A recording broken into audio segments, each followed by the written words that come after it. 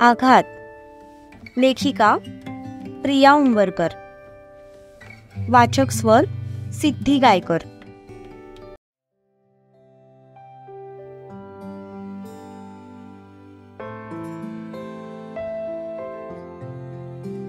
सत्यजितची गाडी गेटमधून आत शिरली तशी इकडे सूर्याच्या हृदयाची धडधड वाढली. आज सगळ्यांसमोर आपल्या प्रेमाचा पंचनामा होणार आहे हे त्याला कळून चुकलं. आणि जर असं झालं तर भाई आपल्याला सोडणार नाही हे पण त्याला माहित होतं. म्हणून तो मनातच आता स्वतःसाठी प्रार्थना करू लागला होता. गाडीच्या हॉर्नचा आवाज येताच राधाच्या चेहऱ्यावर हसू उमटलं. पळत जाऊन त्याला बघावं अशी तीव्र इच्छा तिच्या मनात दाटून आली. पण अक्कासाहेब आणि दुर्वा समोरच गप्पा मारत बसल्या होत्या. त्यामुळे तिने तिच्या मनाला आवर घातला. थोड्याच वेळात सत्यजितने आधार देत त्याला घरात आणलं. पण जसं राधाचं लक्ष दरवाजाकडे गेलं तसं तिच्या चेहऱ्यावरचं हसू एका क्षणात मावळलं. दुर्वा आणि अक्काचं लक्ष पण दरवाजाकडे गेलं. तशा त्या ताडकन उठून उभ्या राहिल्या. राधा आणि दुर्वा शेजारीच उभ्या होत्या. राधा त्याच्या दिशेने पळत जाणारच होती. तितक्यात दुर्वा घाईघाईने साडी सावरत तिला क्रॉस करून पुढे गेली. तशी राधा जागेवर थांबली. सूर्या, अरे हे काय झालंय तुला? इतकं कसं लागलं? आणि जी तुम्ही इथे काय करताय? तुम्ही तर मुंबईला गेला होतात ना? दुर्वा सूर्याचा चेहरा ओंजळीत पकडून सत्यजितकडे बघून म्हणाली. सूर्या, अरे काय झालं रे करा? इतकं कसं काय लागलं? अक्कासाहेब पण पुढे येत म्हणाल्या. सूर्याने राधाकडे पाहिलं तर तिचे डोळे आता काठ पाण्याने भरले होते. तिची अवस्था त्याला कळून चुकली. त्याने तिच्याकडे बघताच मात्र तिच्या अश्रूंचा बांध फुटला आणि ती तशीच चालत त्याच्या दिशेने येऊ लागली. तसा तो घाबरला. आता आपलं काही खरं नाही हे त्याला कळून चुकलं. पण तितक्यात सत्याचं राधाकडे लक्ष गेलं.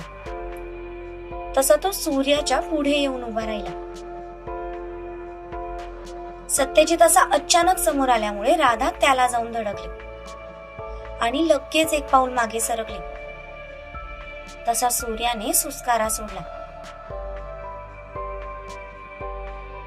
तुम्ही दोघी नंतर तुमचे प्रश्न विचारा, आधी त्याला बसू तर द्या. सत्यजित त्या दोघींकडे बघत म्हणाला. हो हो, चल बस इथे. दुर्वा त्याच्या हाताला पकडत सोफ्यावर बसवत म्हणाली. राधा, जा पटकन पाणी आण. दुर्वा तिच्याकडे बघून म्हणाली. पण राधा मात्र स्टॅच्यू सारखी नुसतीच उभी राहून त्याच्याकडे बघत होती. अगं, बघत काय उभी राहिलीयस? जा ना, पाणी आण. दुर्वा थोडी मोठ्या आवाजात म्हणाली. तशी ती दचकून भानावर आली. तिने लगेच डोळ्यातलं पाणी पुसलं आणि किचन मध्ये पाणी आणायला गेली. आज शीला मावशी कामावरून लवकर घरी आल्या होत्या. त्यामुळे किचन मध्ये कोणी नव्हतं. किचन मध्ये जाताच तिच्या अश्रूंचा बांध फुटला आणि ती रडायला लागली. इतकं भावनाविवश तिने यापूर्वी स्वतःला कधीच फील केलं नव्हतं. मनात असून सुद्धा ती त्याची विचारपूस करू शकत नव्हती. त्याच्या जवळ जाऊ शकत नव्हती. याचं तिला खूप वाईट वाटत होतं. तिने लगेच स्वतःला सावरलं आणि पाणी घेऊन बाहेर आली.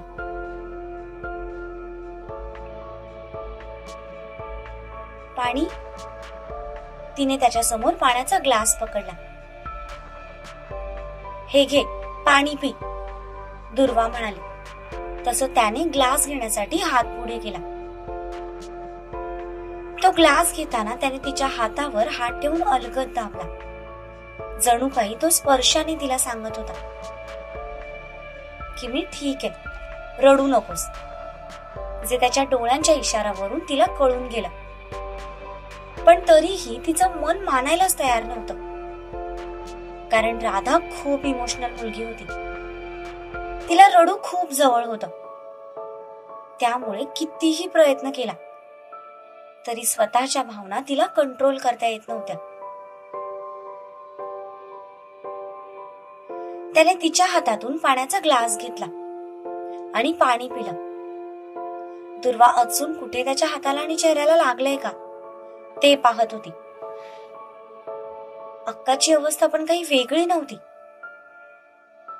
सत्यजित सोफ्यावर बसून त्यांची नाटकं पाहत होता.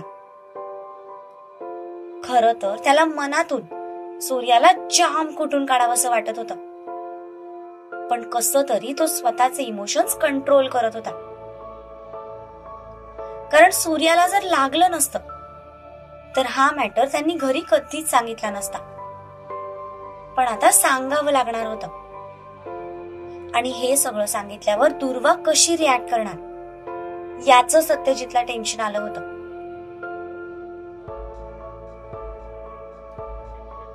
सूर्या, अरे काय झालं तुला? संपत काका, जे नुकतेच घरात आले होते, सूर्याचा चेहरा पाहून धावत आत आले.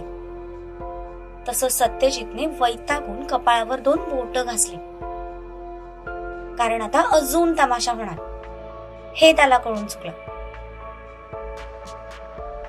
काही नाही बाबा, ते छोटासा ऍक्सिडेंट झाला, सूर्याने उत्तर दिलं. तसं सत्यजितने त्याच्यावर जळजळीत कटाक्ष टाकला. ऍक्सिडेंट? ऍक्सिडेंट झाला तर मग शिवा कुठे आहे? तो तुझ्यासोबतच होता ना, त्याला काही झालं तर नाही ना? सूर्या सांग ना, शिवा कुठे आहे? दुर्वा रडवेली होऊन म्हणाली. तसं सत्यजितने सूर्याकडे खाऊ का गिळू अशा नजरेने पाहिलं. अरे गप्प कायस, सांग ना. मी फोन केला तर तो म्हणाला की तुम्ही दोघं मीटिंग मध्ये आहात आणि सोबतच घरी आहात. मग तुम्ही दोघं जर सोबत होतात तर शिवा कुठे आहे? आणि जीत, तुम्ही नुसते काय डोक्याला हात लावून बसलाय? तुम्ही तर मुंबईला गेले होते ना, मग परत कसे आले? कुणी मला सांगणार आहे का? मला आधी शिवा कुठे आहे ते सांगा. दुर्वा तिचा रुद्रावतार धारण करत म्हणाली. तिचा तो आवाज ऐकून सूर्याने घाबरून आवंढा गिळला. त्याची नजर सत्यजितवर पडली. तर सत्यजित आता नजरेनेच त्याला सांगत होता की माकडा, अजून खोटं बोल. एंजल, शांत हो. शिवाला काहीही झालेलं नाहीये, तो एकदम ठीक आहे. सत्यजित उठून तिच्या जवळ जात म्हणाला.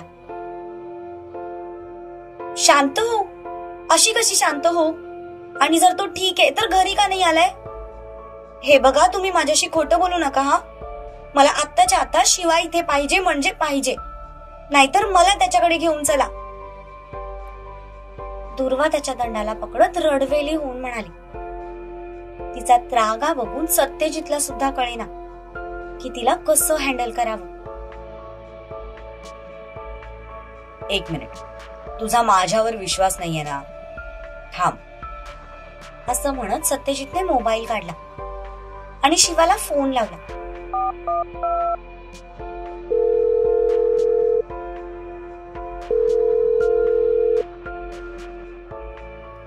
शिवा ताराजवळच बसून होता.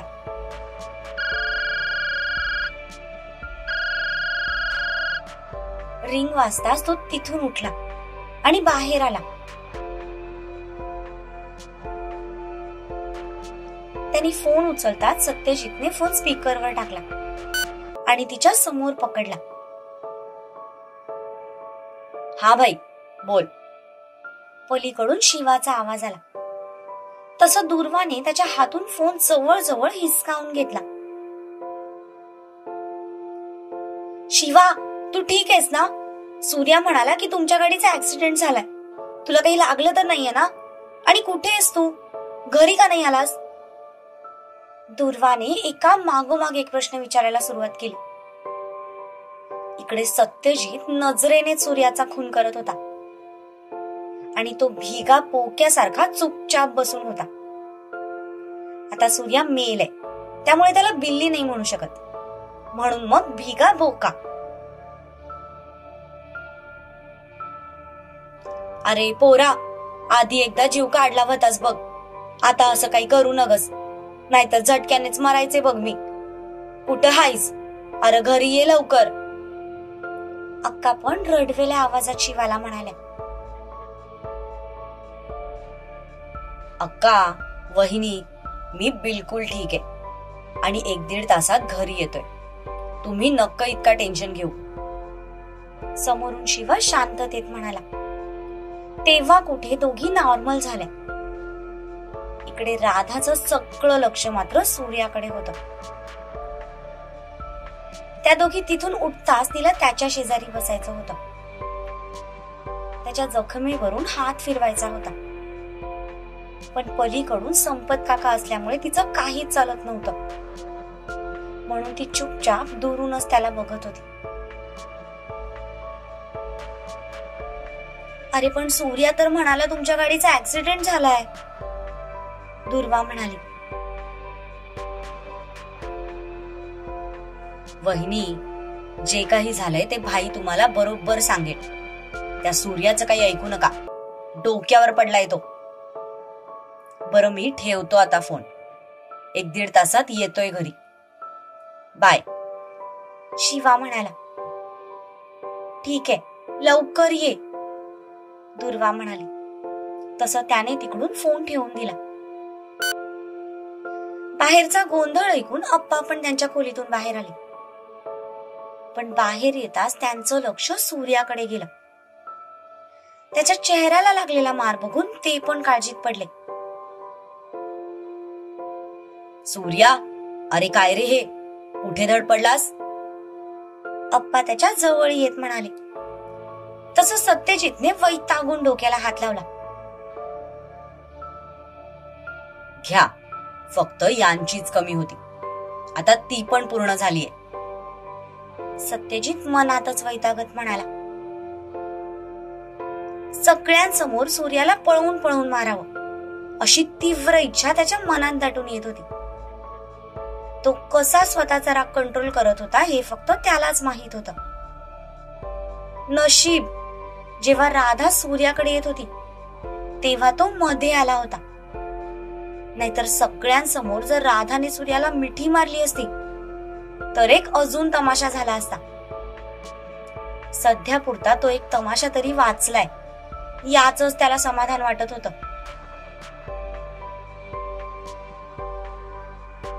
तुम्ही सगळे थोडा वेळ शांत व्हा बरं, मी सांगतो तुम्हाला काय झालंय.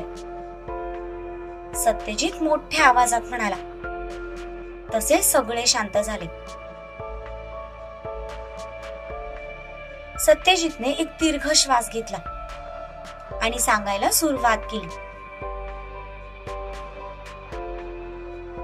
त्याने घडलेली सगळी हकीकत त्यांना सांगितली, फक्त त्याच्यावर जो अटॅक झाला ते सोडून. कारण जर ते ऐकलं असतं तर दुर्वा अजून पॅनिक झाली असती, हे त्याला माहित होतं, म्हणून त्याने मुद्दामून ते सांगितलं नाही.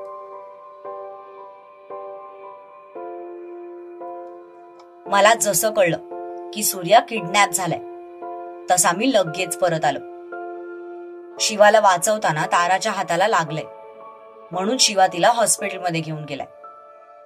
आता ती ठीक आहे, 1-1.5 तासात दोघे घरी येतील, सत्यजित म्हणाला. पण हे ऐकून अक्का लगेच सूर्याजवळ गेला आणि त्यांनी त्याला छातीशी कवटाळलं. संपत काका पण घाबरले होते, आणि का नाही घाबरणार, सूर्या त्यांचा जीव की प्राण होता. त्यांच्या अर्धवट राहिलेल्या संसाराचं ते एकुलतं एक फूल होतं. सूर्या, अरे माझ्या लेकरा, किती मारलं रे त्यांनी तुला, हे बघ गाल कसा काळा पडलाय. अक्का त्याच्या चेहऱ्यावरून हात फिरवत म्हणाले. हे सगळं ऐकून आता राधाला अजूनच गहीवरून आलं. तशी ती चुपचाप तिथून पाठीमागे सरकली आणि तिच्या रूम मध्ये जाऊन तिने अश्रूंना वाट मोकळी करून दिली.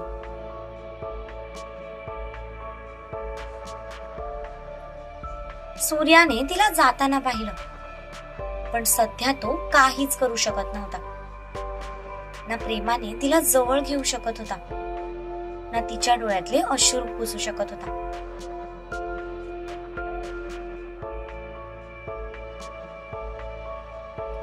काय? त्या माणसांनी तुला किडनॅप केलं? त्यांची हिम्मत कशी झाली तुला हात लावायची? दुर्वा खूप रागात म्हणाली. वहिनी, अगं तू शांत हो ना. मी आता ठीक आहे आणि चूक माझीच तर होती. त्यांनी मला किडनॅप केल्यावर मी गप्प बसायला हवं होतं, पण मी त्या काळ्या गेंड्याला डिवचलं म्हणून त्याने मला मारलं. सॉरी. सूर्या दोन्ही कान पकडून म्हणाला. तसं सत्यजितने त्याच्या नौटंकीवर एक सुस्कारा सोडला.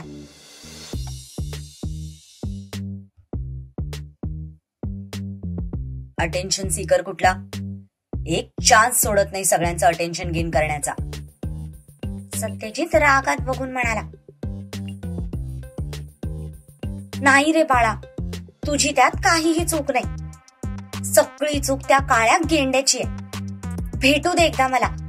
नाही मिक्सर मध्ये घालून त्याचं वाटण बनवलं ना तर दुर्वा निंबाळकर नाव लावणार नाही, ती म्हणाली. वहिनी, डायलॉग मस्त आहे, पण फक्त एक करेक्शन आहे. आता तुझं नाव दुर्वा निंबाळकर नाही, दुर्वा पाटील आहे. सूर्या म्हणाला. तसं सत्यजितने खूप रागात त्याच्याकडे पाहिलं. त्याची ती नजर बघून सूर्या तोंडावर बोट ठेवून चुपचाप बसून राहिला.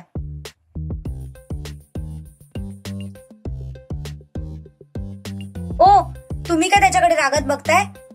चूक जितकी त्या काळ्या गेंड्याची आहे ना तितकीच तुमची पण आहे. जर तुम्हाला आधीच याबद्दल थोडी भनक लागली होती तर काय गरज होती तुम्हाला मुंबईला जायची? तुम्ही इथे असता तर हे सगळं झालंच नसतं. पण नाही, तुम्हाला तर बिझनेस करायचा आहे ना, पैसा कमवायचा आहे. मग पैसा कमवायच्या नादात आपल्या माणसांना त्रास झाला तर काय बिघडलं, नाही का? दुर्वा आता मोर्चा सत्यजितकडे वळवत म्हणाली. पण तिचं बोलणं ऐकून सत्यजितचे डोळे मात्र आश्चर्याने मोठे झाले. कारण हे सगळं फिरून आपल्यावर येईल याची त्या बिचाऱ्याला कल्पनाच नव्हती.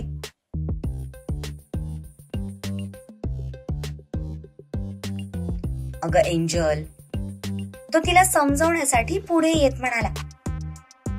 तसं तिने त्याचे हात झिडकारले आणि रागात म्हणाली. खड्ड्यात गेली तुमची एंजल. उगीच मला लाडी गोडी लावू नका. आजचा हा प्रकार झालाय हे शेवटचं. इथून पुढे जर तुमच्यामुळे शिवा किंवा सूर्याला काही झालं ना तर बघाच तुम्ही. सगळ्यात आधी तुम्हाला या घराच्या बाहेर काढेन. ती खूप रागात त्याच्याकडे बघत म्हणाली. पण तिचं हे वाक्य ऐकून तिथे उपस्थित असलेल्या सगळ्यांचे डोळे आश्चर्याने मोठे झाले. सूर्या तर तोंड दाबून हसत होता. या आवाजात त्याच्यासोबत बोलायची घरात कुणाचीही हिंमत नव्हती. पण आज त्याचीच बायको त्याला घराबाहेर काढायची धमकी देत होती, ते पण तिच्या नुकत्याच जन्माला आलेल्या 2 बाळांमुळे.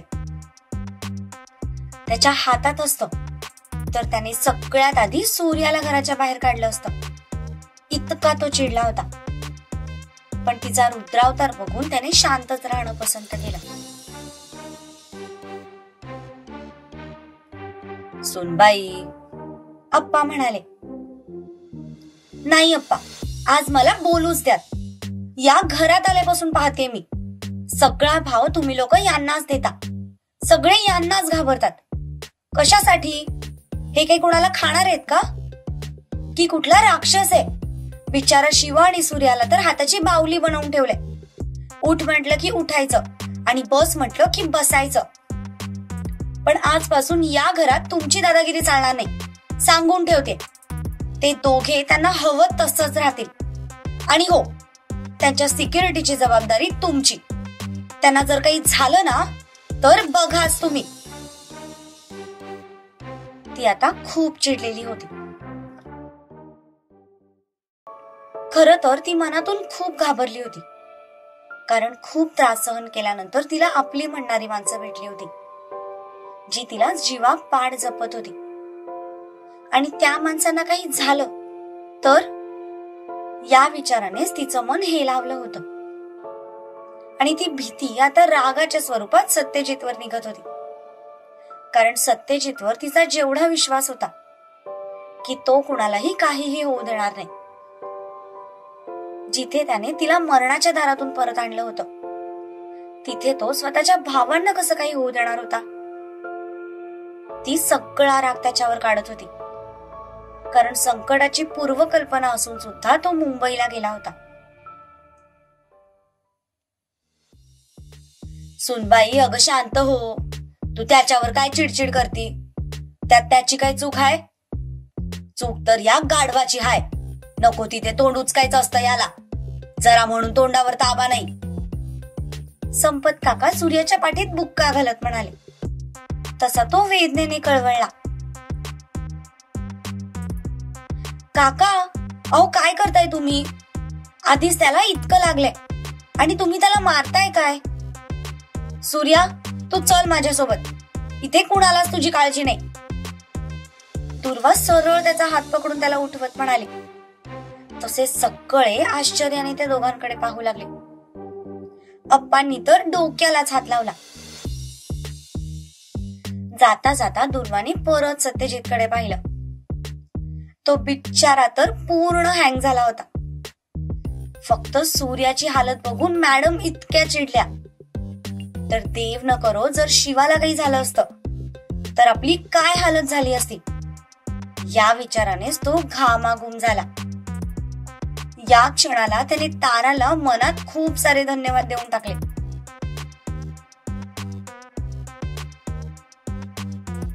बघताय का आमच्या तोंडाकडे? इतकं लागलंय त्याला. निदान डॉक्टरांना तरी फोन करा. आणि हो, मला तो काळा गेंडा हवाय, आणि ते पण जिवंत हवाय, कारण त्याचं मरण तर माझ्याच हातातून लिहिलंय. त्याची हिंमत कशी झाली सूर्याला हात लावायची? सोडणार नाहीये मी त्याला. ती जवळ सत्यजितला ऑर्डर देत म्हणाली आणि त्याला घेऊन हळूहळू पायऱ्या चढत वरती जाऊ लागली. बाकी सगळे हँग होऊन त्यांना वर जाताना बघत होते. सत्यजित तर डोळे फाडून वर बघत होता. त्याला आजपर्यंत फक्त ऑर्डर द्यायची सवय होती, पण आज त्याचीच बायको त्याला ऑर्डर देऊन गेली होती.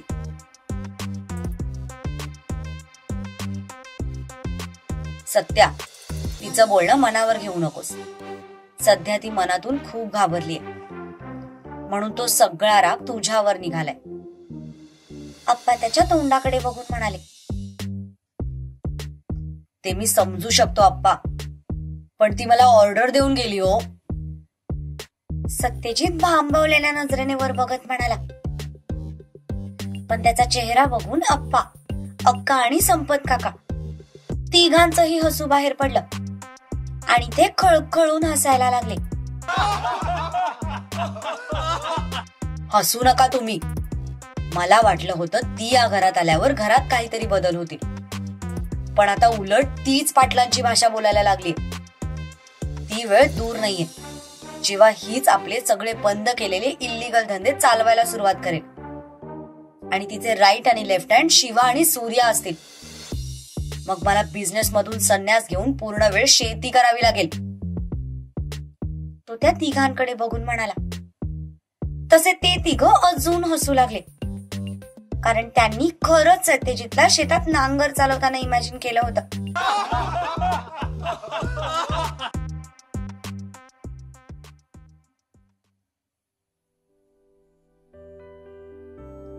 इकडे ताराला हळूहळू शुद्ध येऊ लागली. तिने पापण्यांची उघडझाप करत अलगद तिचे डोळे उघडले. पण डोळे उघडताच तिला सगळ्यात पहिले शिवाचा चेहरा दिसला. शिव, ती अर्धवट उघडलेल्या डोळ्यांनी म्हणाली. तसा तो शॉक झाला, कारण तिच्या आवाजात एक प्रकारचा हक्क होता. शिवराज सर, आता ती राहिलेले शब्द बोलली. तसं त्याचे वाढलेले श्वास पुन्हा पूर्ववत झाले. Are you okay? तो तिच्याकडे पाहत म्हणाला. तिने उठण्याचा प्रयत्न केला. तशी वेदनेची तीव्र कळ तिच्या हातातून उठली आणि तिने पुन्हा डोळे गच्च मिटून घेतले. वेट वेट असं म्हणत त्याने हळूच तिच्या खांद्याला पकडून तिला व्यवस्थित बसवलं. तिने तिचा हात पाहिला तर हाताला पट्टी केलेली होती. ते पाहताच तिला तो क्षण आठवला. सर, तुम्हाला कुठे लागलं तर नाही ना? ती काळजीने त्याच्याकडे पाहत म्हणाली. पण शेवटच्या शब्दानंतर अचानक शांत झाली. आता तिला स्वतःच आश्चर्य वाटलं. आपल्याला त्याची इतकी काळजी का वाटते तेच तिला कळेना. इकडे शिवाची हालत पण काही वेगळी नव्हती. तिला इतकं लागलेलं असून सुद्धा ती आपली काळजी करते ते बघून त्याला अजूनच गिल्टी वाटू लागलं. मी ठीक आहे, थँक्यू. तुझ्यामुळे माझा जीव वाचला. तो तिच्यापासून नजर चोरत म्हणाला. पाटलांची एकच कमजोरी होती, ते म्हणजे आपल्यामुळे कुणालाही त्रास झालेला त्यांना अजिबात सहन होत नसे. मी अजिबात वेलकम म्हणणार नाहीये, कारण हात खूप दुखतोय माझा, ती इत्तूचा चेहरा करत म्हणाली. तसं त्याला हसायला आलं. डोंट वरी, मी पुन्हा तुझ्यावर अशी वेळ पण येऊ देणार नाहीये. एनिवेज, चल उठ, आपल्याला घरी जायचंय. तो त्याच्या जागेवरून उठत म्हणाला. तुम्ही मला मावशीच्या घरी सोडू शकता का? मला 1-2 दिवस कोणाची तरी मदत लागेल. हात खूप जास्त दुखतोय, ती म्हणाली.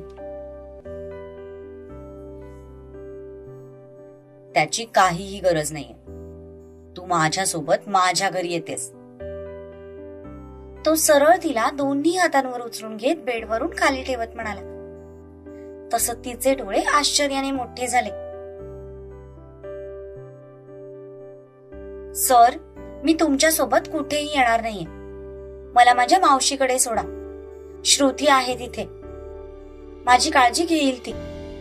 आणि मावशीला सांगेन की मी स्वयंपाक करताना चुकून हात कापला गेलाय, ती म्हणाली. मी तुझा कोण आहे? त्याने अचानक प्रश्न केला. तसे तिचे डोळे आश्चर्याने मोठे झाले. व्हॉट? तिने गोंधळून विचारलं.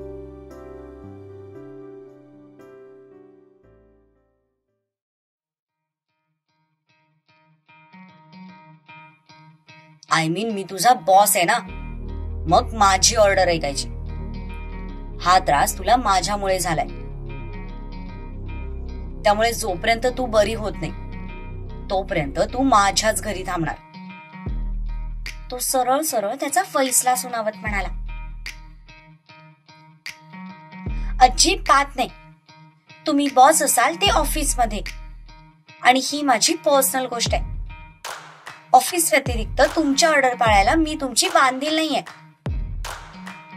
तिने पण रागातच उत्तर दिलं. तू माझं ऐकणार नाहीयेस का? त्याने तिच्यावर नजर रोखत विचारलं. अजिबात नाही. तुम्ही मला मावशीकडे सोडत असाल तर ठीक, नाहीतर माझी मी जाईन, असं म्हणत ती तिथून जायला निघाली. पण तितक्यात तिला जाणवलं की तिचे जमिनीवर असलेले पाय आता हवेत तरंगतायत.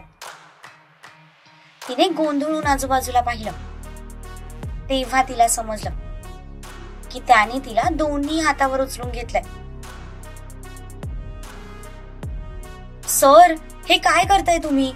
मला खाली सोडा, ती त्याच्याकडे बघून म्हणाली. हात दुखत होता म्हणून, नाहीतर एव्हाना अजून एखादा पंच त्याच्या पोटात पडला असता. ए खटारा, आवाज बंद ठेव, नाहीतर असाच खाली सोडून दे. मग राहिलेला दुसरा हात पण गळ्यात बांधून फिरावा लागेल. तो तिच्याकडे बघून म्हणाला.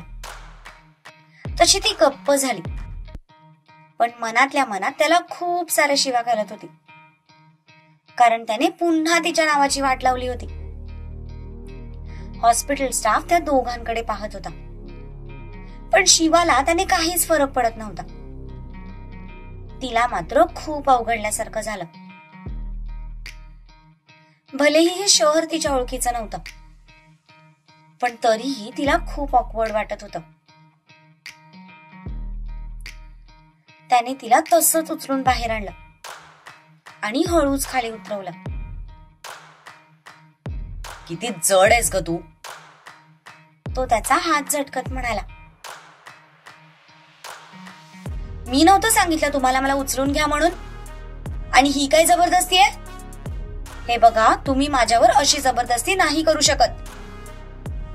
ती खूप रागात त्याच्याकडे पाहत म्हणाली, पण त्याचं तिच्या बोलण्याकडे अजिबात लक्ष नव्हतं. एव्हाना त्याने खिशातून मोबाईल काढला होता आणि तो कोणाला तरी फोन लावत होता.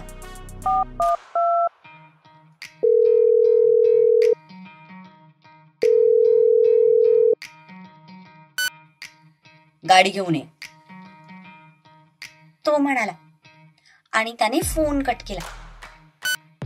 तिला मात्र त्याच्याशी इग्नोर करण्याचा अजून राग आला. आधीच हात दुखत होता, त्यात तो तिला त्रास देत होता, त्यामुळे ती पुरती वैतागली होती. थोड्याच वेळात गाडी त्यांच्या समोर येऊन थांबली. तसं त्याने गाडीचा दरवाजा उघडला आणि तिला बसण्याचा इशारा केला, पण ती रागात त्याच्याकडे पाहत उभी होती, कारण तिला त्याच्या घरी जायचं नव्हतं. तिचा हट्टीपणा पाहून त्याने मनातच सुस्कारा सोडला. किशोर, गाडी मी चालवणार आहे, त्यामुळे तू तुझ्या घरी जाऊ शकतोस. तो ड्रायव्हरकडे बघून म्हणाला. तसा ड्रायव्हर चुपचाप खाली उतरला.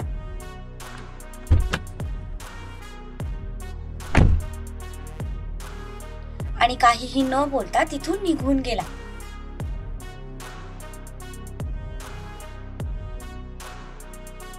तो जाताच परत शिवा तिच्या जवळ आला आणि उघडलेला दरवाजा एका हाताने पकडत तिच्याकडे बघून म्हणाला,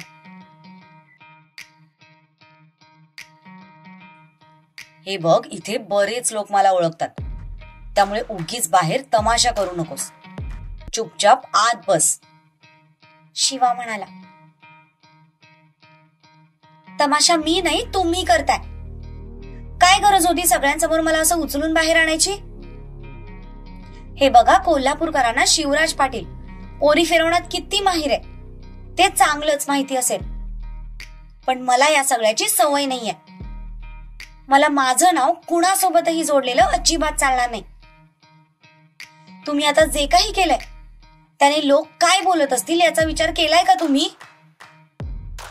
ती म्हणाली. तसं त्याने खूप जोरात गाडीचा दरवाजा बंद केला, ज्याच्या आवाजामुळे ती दचकली. हो, माहितीये सगळ्या कोल्हापूरला की शिवराज पाटील किती वाया गेलेला पोरगा आहे ते. But for your kind information, आजपर्यंत मी कुठल्याही मुलीला असं हातावर उचलून कुठेही नेलेलं नाहीये, पण तू मला ते करायला भाग पाडलंस. चुपचाप माझ्यासोबत आली असतीस तर मला हे करावंच लागलं नसतं. त्यामुळे उगीच मला ब्लेम करणं बंद कर आणि चुपचाप आतमध्ये बस. तो तिच्या जवळ येत तिच्या डोळ्यात डोळे घालून म्हणाला,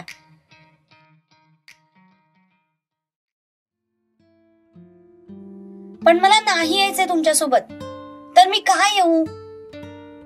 हे बघा, मी असं अनोळखी लोकांच्या घरी जाऊन राहायला अजिबात कम्फर्टेबल नाहीये, आणि हेच कारण आहे की मी माझ्या मावशीकडे पण राहत नाही, कारण तिच्या घरी पण जॉईंट फॅमिली आहे आणि मला एकटीला राहायची सवय आहे. मला खूप इरिटेट होतं गजबज असली की. फक्त काही दिवसांचाच प्रश्न आहे. मी करेन माझं मॅनेज. तुम्ही प्लीज मला मावशीकडे सोडा, ती म्हणाली. पण तिचे जॉईंट फॅमिली बद्दलचे विचार ऐकून तो शांत झाला. ओके बस, सोडतो तुला तुझ्या मावशीच्या घरी. यावेळी तो दरवाजा उघडत अगदी शांत आवाजात म्हणाला. तसा तिने सुटकेचा निश्वास सोडला आणि ती हात सावरत हळूच आतमध्ये बसली आणि तो दरवाजा बंद करून ड्रायव्हिंग सीटवर येऊन बसला.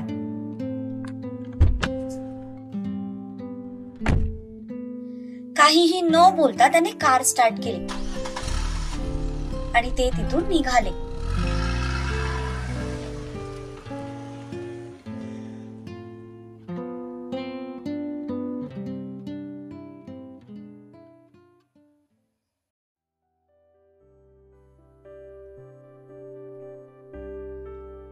तुम्हाला प्रियाचं लेखन आणि माझं वाचन आवडते की नाही ते नक्की कमेंट मधून सांगा.